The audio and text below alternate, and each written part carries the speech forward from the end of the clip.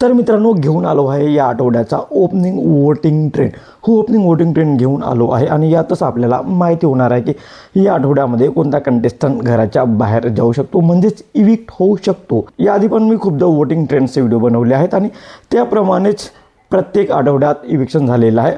सदस्य घरच्या बाहेर गेलेले आहेत आणि या आठवड्याचा आपण ओपनिंग वोटिंग ट्रेंड आलेला आहे. तसं आपल्याला माहिती आहे की या आठवड्यामध्ये टोटल 4 कंटेस्टंट नॉमिनेटेड आहेत, ज्यामध्ये रोशन भजनकर आहे, राकेश बापट आहे, राखी सावंत आहे आणि प्राजक्ता शुक्रे आहे. हे 4 कंटेस्टंट या आठवड्यामध्ये नॉमिनेटेड आहेत. आणि as per opening voting trend सर्वात कमी वोट म्हणजे 4 नंबरवरती आहे, तर ती राखी सावंत आहे. हो, राखी सावंतला सर्वात कमी वोट्स मिळालेले आहेत ॲज कम्पेअर टू बाकी नॉमिनेटेड कंटेस्टंट. आणि असं झालं तर राखी सावंत या आठवड्यामध्ये घराच्या बाहेर जाऊ शकते. तर राखी सावंत आहे 4 नंबरवरती. तर 3 नंबरवरती आहे प्राजक्ता शुक्रे. हो, प्राजक्ता शुक्रे पण डेंजर झोनमध्ये असू शकते, कारण तिला एवढा फारसा सपोर्ट दिसत नाही आहे, वोट्स दिसत नाही आहे, पण राखीपेक्षा जास्त वोट प्राजक्ताला आहेत. आणि अशा प्रकारे प्राजक्ता शुक्रे आहे 3 नंबरवरती.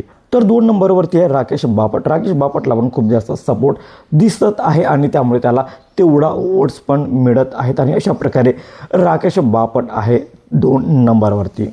तर 1 नंबरवरती रोशन भजनकर आहे. हो, रोशन भजनकरला त्याचे जे सपोर्टर्स आहेत खूप जास्त सपोर्ट करताना दिसत आहेत, त्याचे जे फॅन्स आहेत खूप जास्त सपोर्ट करताना दिसत आहेत, कारण रोशन भजनकरला सर्वात जास्त वोट आहेत याज कम्पेअर टू बाकी नॉमिनेटेड कंटेस्टंट. आणि अशा प्रकारे रोशन भजनकर आहे 1 नंबरवरती. तर ओपनिंग वोटिंग ट्रेंडमध्ये तर रोशन भजनकर नंबर 1वर आहे आणि राखी सावंत शेवटी आहे, म्हणजेच बॉटममध्ये सर्वात कमी वोट्स राखीलाच मिळालेले आहेत. तर ही ओपनिंग वोटिंग ट्रेंड पाहून तुम्हाला काय वाटतं, या 4 कंटेस्टंटमधनं कोणता सदस्य घराच्या बाहेर जाऊ शकतो या आठवड्यामध्ये?